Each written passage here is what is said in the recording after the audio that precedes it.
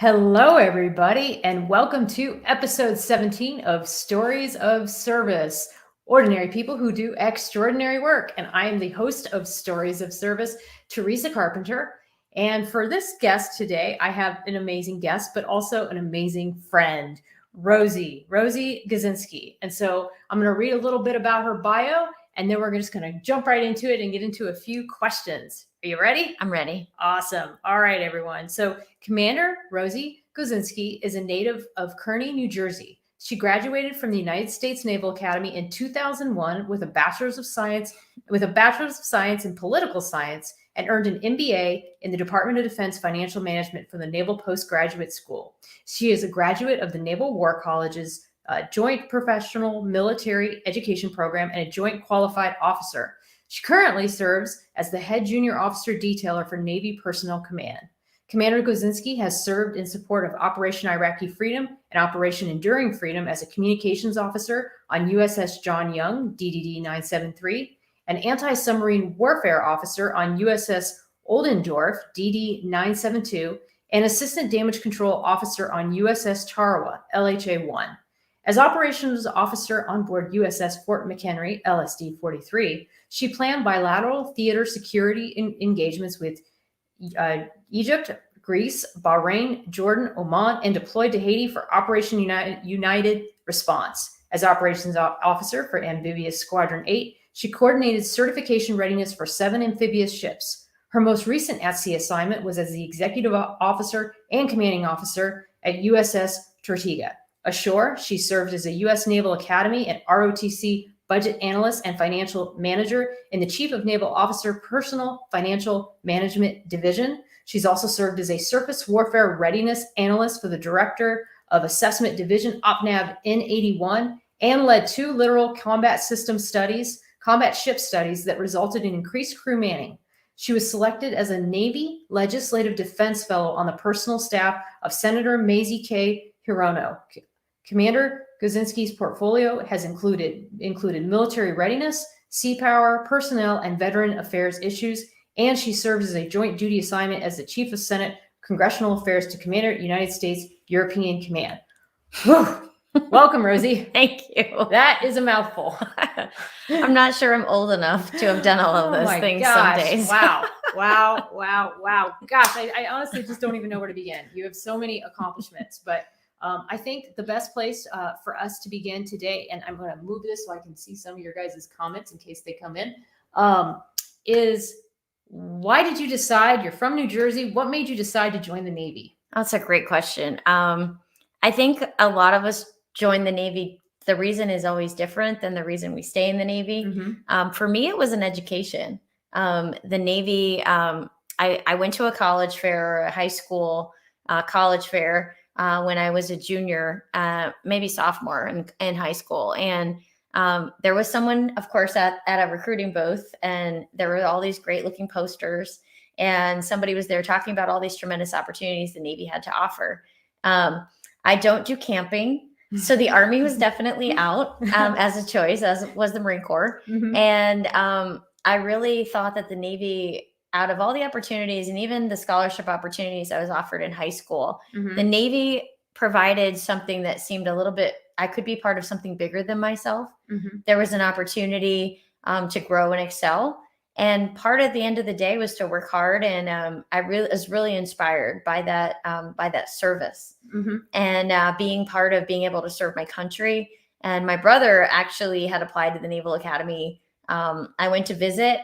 They dressed me up. I was in camouflage. We did some kind of a mission overnight. They put me over the wall. So something is missing at the academy. It wasn't me, I'm pretty sure. But I had a lot of fun. I really had the opportunity to see that. And it's kind of, here I am 25 years later, still in the Navy, and just excited and love it even more. Today. So you went to the Naval Academy. I did. So tell us a little bit about what the Naval Academy is like for people that know a lot about the military academies. What is that experience? It's hard work. It was a bit of a shock, but having come from a large family, being in the from that mm-hmm. sort of disciplined regimen. 1 bathroom, 7 kids. So you had a schedule. But the Naval Academy was a tremendous opportunity. I really grew as a person. I really learned more about myself as far as what I was capable of. I really learned the true value of sacrifice and service there at the Academy that first summer. In 97 is when I first started. We start with plebe summer, and that's kind of your equivalent to boot camp. If you're enlisted, if you're going to the Academy, plebe summer is your first introduction, that first 6 weeks of really rigorous training. I remember there was a lot of running, there was a lot of sweating, but there was also a lot of learning. And I think for me, that was really tremendous, to really learn how to become an officer, to learn about leadership, to really learn about the fundamentals of what is important, as far as really growing and really being able to inspire other people. And I think for me, that was really the greatest thing. Wow. So you go through all this rigorous team building and leadership, and you decide, okay, you're going to go pick your selection for what type of officer you wanted to be. And did you know, like your junior, senior year, okay, I'm going to become a surface warfare officer? Yes, I had a tremendous midshipman summer cruise. I was actually on the USS Stout when Admiral Lisa Franchetti was the executive officer. And I was really inspired the summer cruises that I went on. And I went on the Pearl Harbor, which is LSD 52 as a midshipman. And I really thought, this is really something that I really could be really good at, as well as something that I really enjoyed the mission sets of the surface Navy, from having gone on, because as a midshipman, you also get to go on, they throw you in a helicopter, you go down to Pensacola, right? But when I did those midshipman cruises, that was really the thing that really, I think, sealed the deal for me going surface Navy. Ironically enough, I'm a little vertically challenged, so my height, reach, lengths were slightly short. So maybe that was a good thing that I, it was meant to be. That was always meant to be surface, that I could be in the Navy. And then you said your first ship was the USS John Young. Okay, so that's a destroyer. It is, a Spruance class destroyer. Okay, so that and the destroyer Navy is definitely its own class. So for those of you that aren't as familiar with the surface Navy, just like within a culture, there's many cultures. And one of the things that's really great about being in the Navy is that, even within your own community, you can find these little niches. And so the destroyer community, as your first ship, what did you think of that? It was great. It was right after 9/11 happened. I was actually in my summer training up at in Newport, Rhode Island. 9/11, we're getting ready to take the PRT. And I remember the base went to Delta, force protection condition, and everything shut down, and all of the ships went right on deployment, including mine. So I actually met my first ship on deployment in 2002. That was a very surreal experience, because the Navy I joined in 97, the entire landscape of the nation changed, in 2001, this year I graduated, and getting right out on a deployment and realizing that we were a nation at war, that we were, defending freedom. It brought every single lesson that I had ever learned over the last 4 years to bear on that first ship, that first deployment. I remember flying to Bahrain, getting there on the desert dock, arriving as a brand new ensign and being deployed. And I was gone most of 2002, and I was gone all of 2003. Wow. On back-to-back deployments, those first couple of years as a surface warfare officer. So. And what a good place to be. As you know, I was on USS Russell as a surface warfare officer, and it's a very small crew. Yes. And can you tell us a little bit about like the size of the crew and the way that you can kind of get to know the sailors on the ship that way? Sure. Yeah. My first ship was 350 total. So we had about 40 officers in the wardroom and about 310 enlisted. And I remember you get to know your division quite well. My first division was a division of 8. Oh, wow. I was a communications officer. And then the second one on the destroyer that I went to next, I had a division of about 28. So the size of, going from 8 to 28, and then eventually much larger in size and responsibilities, but it just all depends what size of division. You really get to know your people really, really well. Oh, yeah. I really enjoyed that aspect of being on a small boy, as we call them. Yeah. But yes, the dynamic of that, and then also the responsibilities you have. knowing that, you're in charge of the radio communications as well as, the other anti-submarine warfare, that's your division. Right. You're in charge of that. Yeah. And you're doing this also while you're trying to learn how to drive the ship, while you're learning how to what we call fight the ship, which is learn all the combat systems, gear, and all those things. Oh, and you're learning how basically the ship moves. Yes. So the engineering side of it. So it's just a lot. I mean, there's a lot to the surface warfare community. And but what's interesting too is that they didn't start you off with a division of 60 people. They started you with something small. Yep. And then you were able to kind of gradually working your way into larger, increasing responsibilities. Oh, yes. And I had a fantastic chief petty officer who understood the role that he had as my mentor, as well as developing me as a division officer. I remember very early on establishing that relationship. ITCS Chastain, I still remember him to this day. Was my first chief, and he was irrevocably, like, hands down, I think one of the reasons why he helped develop me as an officer from a young age, and really would help pull me aside and guide and mentor me. And then also tell me, hey, ma'am, you need to go work on your qualifications, but I got this. Nice. So no, I like that a lot. So you get through your first, what we call your first division officer tour. And then you go to? I went to my second division officer tour. And where was that? That was on the USS Oldendorf. Right. I was the anti-submarine warfare officer. So I had the opportunity to go to a similar platform. And then I rolled out of there because it was like a extended one tour because we decommissioned after 10 months. And then I went to USS Tarawa. LHA-1 was my first kind of intro to the amphibious Navy. And that's what we're going to transition to. Yes. Because after that, you kind of stopped the destroyer line and you went into the amphib line. That's correct. Yes. Yes. And what were some of the differences that you saw as you made that transition from destroyer Navy to amphib Navy? So I would say was the tangible, actual mission sets that we did. Landing the Marines ashore in the well deck. I remember going to that second tour, and that was my first experience. Right. I was also the opportunity. I was the ballast control officer qualified. I actually was the one who actually sunk the ship on purpose in the back. Right. So you would put water into the ballast tanks, and the ship basically sinks down into the water where the craft come alive in the well, and they push the Marines out and they go ashore. So one of my responsibilities on the ship was to make sure that essentially the equilibrium and the ship wouldn't tip over. You've got center of gravity, and making sure that the ballast tanks are balanced, and making sure the captain had that much trust and confidence in me, being the assistant damage control officer. I was responsible essentially for the, readiness of that ship in that mission set. Oh my gosh. And how old were you at the time? I was 26. Oh my God. I mean, that's crazy. I know. I mean, when you think about the kinds of tremendous responsibilities of a surface warfare officer, and for me, there's a healthy amount of respect to being a SWO, and just the amounts of things that are so satisfying personally and professionally, as well as a tremendous amount of healthy respect for the kind of enormous responsibilities that you have that are entrusted to you, goes beyond things that just really makes you wake up every day, and you're so grateful and amazed that you have these opportunities to serve. I agree. So you stuck along that same line, and you went to another amphib, right? I did. And that was I was the USS Fort McHenry as the operations officer. Right. Yes. So how was that tour? That was amazing. I went on a deployment with the 22 Mu.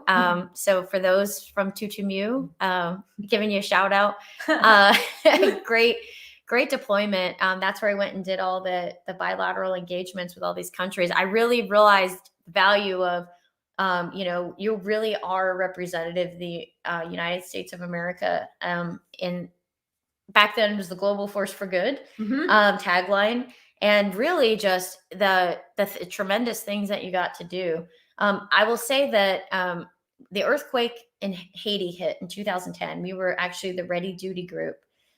We had just come back from the 7-month deployment that we had been on, regularly scheduled. And the earthquake response, we got activated. We left 48 hours later. We departed Little Creek at 2200 at night, and we moved all the Marines and their vehicles. We had Seabees, we had bulldozers, we had electricians, doctors, chaplains. Wow. We got underway in 36 hours, and we were on the shores of Haiti as the sun rose that following Monday. And I will tell you that setting up the beaches, providing relief for all the earthquake victims, the crush victims that came back to the ship that received emergency medical care. Amphibs are Role 1 capable, which means that we have essentially the ability to kind of keep you alive until you get to a major medical facility, based on the fact that we have embarked doctors on the ships that are amphibious. And we also have a fleet surgical team capabilities on the bigger ships, the bigger deck amphibs. And so we were able to bring back people, fly them back, land them, and attend to them immediately and get them ashore so that we could help save their lives. And you were the operations officer. Yes. So you were obviously just in the thick. I was running everything. I was running the whole op as a lieutenant because we were the first to show up there, and we folded in, and eventually the aircraft carrier arrived, but we were 2 miles offshore. So all of the logistics resupply happened through our ship, and we actually established those beaches, as well as established we put Seabees and bulldozers, which don't really go with an amphib, right? Right. And we had mobile security team embarked. So we had people showing up to the pier before we left saying, I'm supposed to come on this ship, I think. And so we just put them on, and we essentially helped establish, we cleared roads. We did any and everything that was asked of us. And I think that's why I love the United States Navy. That's why I love United States Navy sailors, is because they can do anything. Right. They volunteer. They go above and beyond, even when they've worked 100-hour week, and they still go above and beyond to care for children that are coming back scared with their parents because they're getting attended to medically. And they volunteer to go ashore and go on these projects outside of their watch hours, and help to restore, some human decency and kindness for people. And so the things that I saw there after I went to Haiti, after we, essentially provided humanitarian assistance and disaster relief, it was at that point that I realized that I was in this for the long term. That was kind of what sealed the deal for you then? That was my moment. The moment that I you was were like, okay, I'm going to make this into a... I would like to command an amphibious ship to continue to make a difference. I actually had that thought.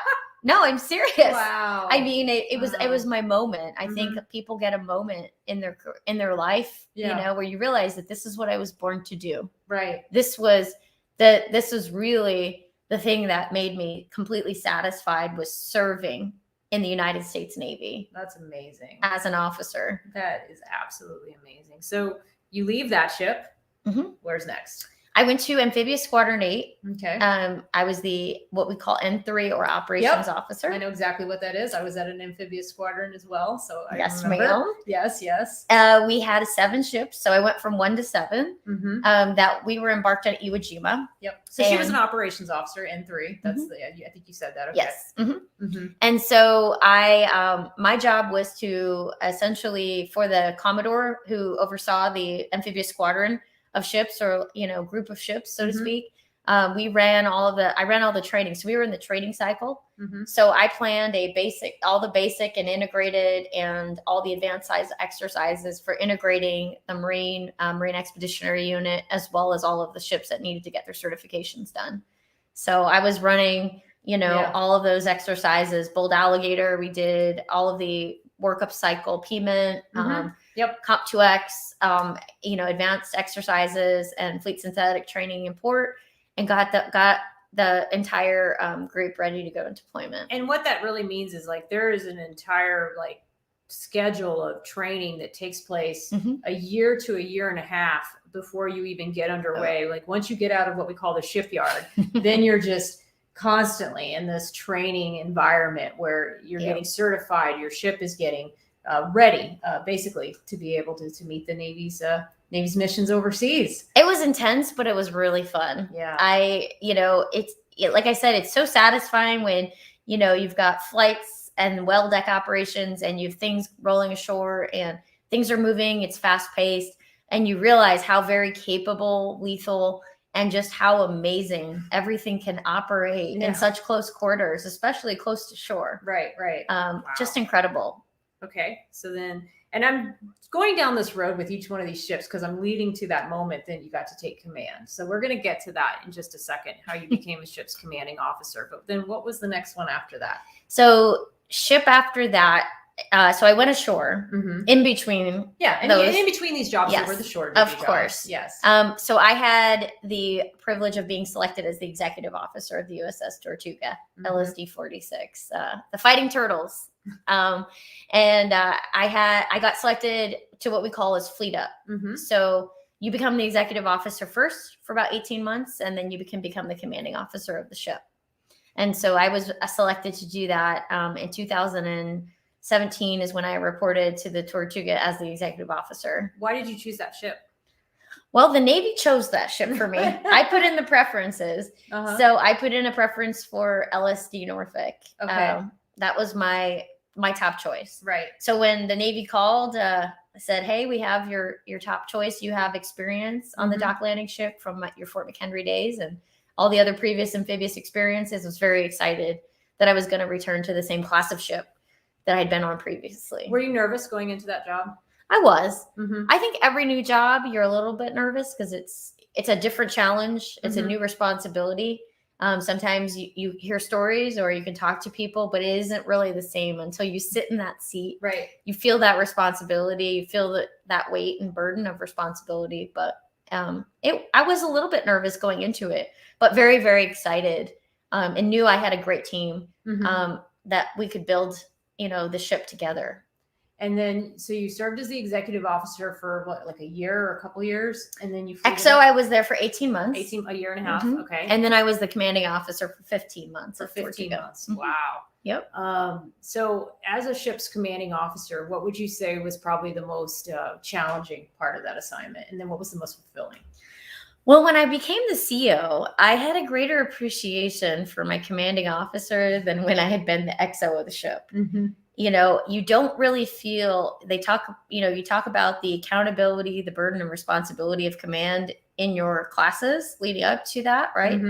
Up in Newport, you have conversations with other people that have had command, but until you have been in command and you feel that actual burden and responsibility, for me, I think it was you feel all of the things and trying to make sure that they do not consume you too much. Right. To the point where I know that sounds kind of crazy to think about something consuming you too much, but I think it also helps you with empathy as a leader when you feel that weight and burden of command, but you also feel what the people that you're telling people, you're having to give orders to are, you have to think about what would you be willing to do before you're going to tell somebody else to do something. Right. Absolutely. And then also what is going on with that person? What do they have going on? How do you manage that? And you really do have the burden of just people's lives and their livelihoods in your hands. Absolutely. 100%. And just being able to get to know their families and know that dynamic about them. I like to walk around the ship all the time. So people would get kind of scared when the captain would just randomly show up in a space. They thought something was wrong. I was just checking out what was going on. I was walk down to different spaces. Right. Things would be open. I'd be, what are you working on today? Just interested to get to know what they had going on. And they'd love to show you what they have going on, what they're working on. And that was my opportunity during our cleaning stations and having coffee with people is I would check in every single person when I was in command. That's also the benefit of a smaller ship is you can meet I met every single person as the XO because we recruited the ship from 42 to 336. So I had the opportunity to meet every single person that actually checked in on the ship and got to know them during that time frame. And then when I was in command, had a similar opportunity. I just have different roles and responsibilities. Yeah. But what would you say was the most fulfilling part about being a ship's commanding officer? The most fulfilling part is the opportunity to lead sailors and really give back to the Navy and really serve in a leadership position and have the opportunity to help other people succeed as well as help the ship succeed. Wow. And being a part of that and just honored and humbled to be part of that mission. I feel like I'm just a small part of the Navy's entire rubric, but I have the opportunity for 300 people to do something so much bigger than ourselves and so bigger and so incredibly amazing. And to see that team dynamic, to see them succeed, I think that was really the best part of being a CO. Right. And just even now to this day, keeping in touch with former sailors, and when they call me up, when you figured out they've put on the next rank, you know, I'm so proud of their achievements still. Right. I still feel like the Tortuga is my baby, so to speak, and the people there, they're all part of that rubric, that framework. And I just think it's incredible. And these are lifelong connections too. These are people that you're going to know for years to come, and you're going to be able to keep in touch with. And we got a few comments here. This is just want to give them a little shout out. Somebody says nice. And then Brian, who's a friend of my husband, says yay. And then thoroughly enjoyed the conversation of two incredibly impressive kick-ass chicks. And she is a friend of mine who is in the lineman industry. She's been starting a podcast and just an incredible person. So definitely appreciate the support. What advice would you give to young people who are thinking about joining the Navy and they don't know where to start? They don't know if they want to go officer. They don't know if they want to be enlisted. And they want to know, is the Navy right for me? What would you say? Oh, that's a great question. I would talk to a variety of people and get all of your information together before you make a decision. Even as I am getting ready to think about what are the next steps in my own career, talk to a wide variety of people that, you put it out on a whiteboard. I have multiple whiteboards at home. I do pros and cons frequently. I also think that it's important to think about what kind of a learner you are. Some people were not ready for college. And so going to the recruiting office and enlisting in the Navy is the best route for somebody. Right. They want to go right into working. They want to earn their degree later. That's a viable route. It really is. And there are so many ways to earn your degree while being on active duty, even as a sailor. Absolutely. It may not happen immediately, and it may take a couple of years of you kind of doing your job and getting good at your job, but there are opportunities to go to college, especially on your shore duty while you're serving. And it all just obviously depends on what your job is. And then what would you say to somebody who is thinking about making the Navy a career versus somebody who says, oh, I'm just going to do my 4 years and I'm going to get out? What would you say? Well, that was me. I mean, I was doing my 5 years for the education and getting out. I would say constantly reevaluate your priorities and see if it's still working for you and your family. And see if, you're continue to have passion in what you're doing, and seeing, what are those next steps and talking through that before you're deciding to leave. And, or do you have another plan when you're getting ready to get out? There are so many people, that thought that it was going to be a lot easier in the civilian sector after they left the Navy, and they realized they missed a lot of things about, when they transitioned, and it was really hard for them. And they realized, hey, this is really great in the SWO community, or this was really amazing with the kind of people, or the familial bonds and connections. Yes, a lot of people and say common that. language that they had. So people thinking that it's going to be somehow better on the outside, it's not necessarily that way. It just depends on where you are, what your family issues are. But I know that, especially on LinkedIn, which, we broadcast here on LinkedIn, they talk a lot about the transition for military and sort of that lack of community that sometimes veterans have, because you're just so used to being so tight with your unit. You eat, breathe, drink, sleep, whatever, you're just constantly with your sailors, and then you get out and it's this whole other world. And I think that definitely it takes a lot of preparation and a lot of time to kind of ease into that. And so sometimes, staying in the Navy is that viable option. And I know that's obviously the option for you, because even today, now you're placing people in the Navy and placing surface warfare officers in your present role as a detailer. And how's that job for you? I love my current job. Right now we get to travel to every fleet concentration area and talk to people about their careers, as well as helping to strengthen their records, as well as talk to them about next steps, next assignments. Right now, we're managing 7,000 surface warfare officers in my branch. I have a team of about 15 people. They're very, very gifted and very amazing. And it's about talking about the whole person. Mm-hmm. And I go back to that a lot is, we take into consideration everything about the person, that we want to make sure that we're trying to meet their personal preferences and balancing their career needs and needs in the Navy. Mm-hmm. And I know a lot of people are sometimes hesitant to call their detailer. They think if we know who they are, that somehow we're sending them to an assignment they don't want. I can promise you that the more we know, the more we can help. Mm-hmm. Because you can't find everything in a service record, because everyone is a human. Everybody has something that's important. And we want to be able to consider that when we place you into an assignment, because, the assignments I was sent to, one assignment, I said, please just keep me in San Diego, is how I ended up on the Amphib. And it was the best tour of my life, with the most amazing people. And that the captain there, I think, was the captain that was when I either went to the Navy postgraduate school. He was offering my year group an early out. I could have gotten out at 4 years of commissioned service. Wow. But it was that commanding officer that engaged with me that really made an impression on positive leadership, that really said, hey, Rosie.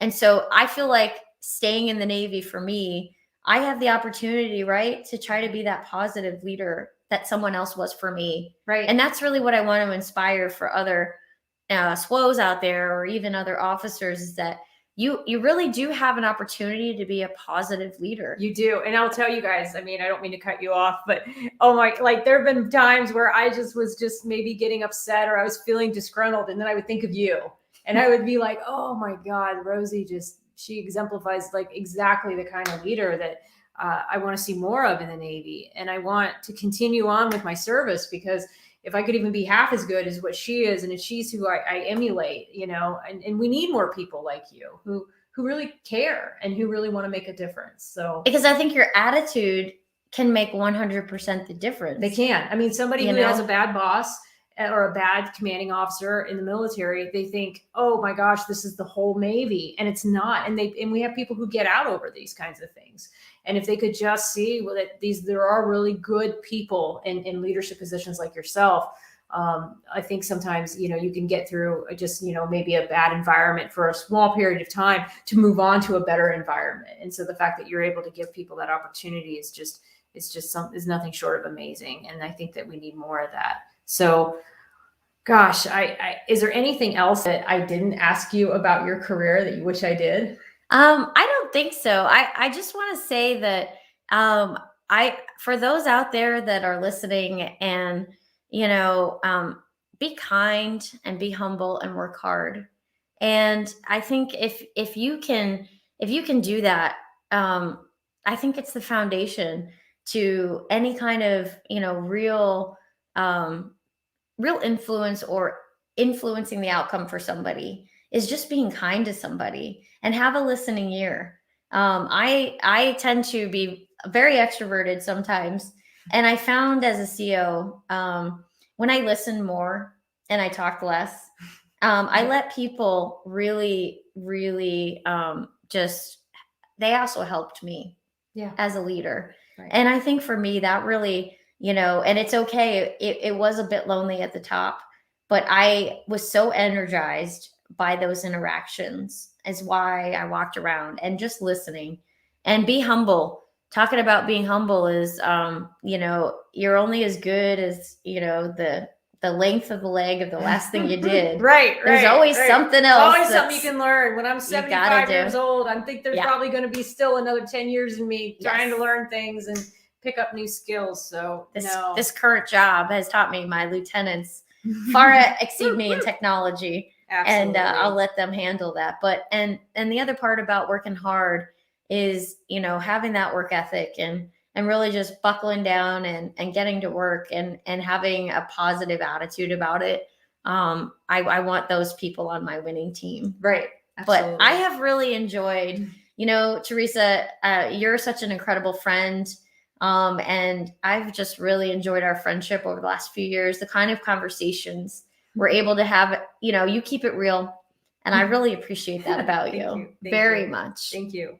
And you're a testament to friendship and to mentorship and support. And gosh, I don't know where we'd be in life if we didn't have friends that we could really talk to. So thank you. You're such a blessing. And I'm honored that you came here. Hope you guys got to catch a little bit of the promotion ceremony yesterday. She was my promotion officer, and I was just so honored to have her. I knew I needed to have her come back here today and sit down for a quick little podcast. So thank you so much for being my guest. And thank you all for watching tonight on a Saturday night, if you're watching, or if you catch us on YouTube or wherever you listen to podcasts later. Next week, I'm going to have one more podcast, and then I'm going to take a little bit of a break because I am in a very, very hard school, phase 2 of my joint professional military education. Yeah. So, wait, there's a couple more questions. Oh, a couple more questions. We've got, that was just Brian saying, here we go. Here's a question. Thank you. Pat. You know Pat. Hi, Pat. Hello. How was it to be in command when the pandemic hit? Oh, wow. That's a good question. Oh, it is a good question. Everybody's lives changed. It was relearning how to be, everything was new, and then it wasn't. Nobody knew what a health protection condition was. Mm-hmm. There was a lot of, we had to figure it out on the fly. Wow. We had to make sure the ship was safe. We had to make sure the sailors were safe. We came up with some pretty unconventional practices, what I would call common sense leadership. Wow. Yeah, I remember this because you guys you were in the shipyard. We were. And that was just tough because you were working with the shipyard workers and then the sailors at the same time, and then having to take all those precautions. Correct. I will say we immediately limited interaction. Mm-hmm. Right away, as far as getting people masks. I had a mask provider, a person that sent me actually over 600 masks right away. I remember that. For the ship that I personally distributed to the sailors, as well as just cleaning every day and coming up with a lot of our own SOPs in the beginning before formal guidance was put out. We also had to make sure that people's family was taken care of. Family care plans were thrown out the window during the pandemic because daycare shut down, and people that were looking after their families were also at risk. Right. Or they lived in other states, and there was a 50-mile radius around that bubble. And so what we had to do kind of ties back in with what I closed with, was to, you kind of think outside the box, but you also have to think and show a lot of empathy. You do. I can't tell you how many bosses were letting people do remote work, even before it was officially authorized, because people didn't have daycare plans for their children. I mean, daycares were shutting down, and so I'm very grateful that we had that opportunity, to telework during some of those times, because especially not so much for myself, but for the people that really had no choice. Yes. But to be home, and you really had to have, like you said, those empathetic leaders that could work around it and figure out ways to still meet the mission. But also how hopefully people could take care of their families at the same time. You also learn how to over communicate in a crisis. You are in the communication business. Yes. So there were many times where I relied heavily on the public affairs guidances, and also just some of the things where we had to kind of come up with our own way to make sure that the crew figured out and found out what was going on. And that figuring out how much was I going to communicate as the CEO, and also to make sure that it didn't sound like we were just, we were guarding people because we wanted them to be safe, but we didn't want to do it in a way where it made people feel like they were being, kind of fenced in.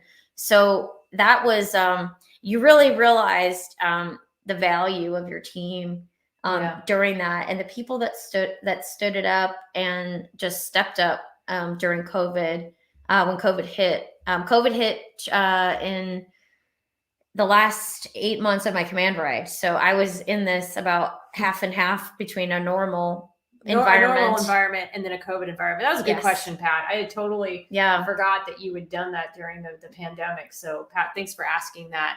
Yes. Make sure I don't have any more questions before we sign off here. I just have another comment. Jude says, love the conversation. Vander Goss is a great officer. So thank you very much. And as I said, one more podcast next week, and then we're going to go on. Hi, Jude. On a little bit. Oh, you do? I do. Oh, that's awesome. And then we're going to go on a bit of a hiatus. But next week I'm having Carol Baskin, and I just can't wait for you guys to talk to her. I've been wanting to talk to her ever since that documentary came out. I had asked to interview her, but she was just way too busy at that time. And so just recently, I'm so honored and blessed that she agreed. And I think you're really going to enjoy speaking with her and be just as inspired as I am by her work with big cats. It's just an amazing mission that she's doing, and the ways in which she's educated and overcame a lot of adversity to get to where she is today. So sorry, now I'm looking at the camera, just thinking, very, very pleased to have her on the show. So anyway, enjoy the rest of your Saturday evening, and thank you all for watching. And we're going to sign off now. All right, guys, have a wonderful evening. Bye.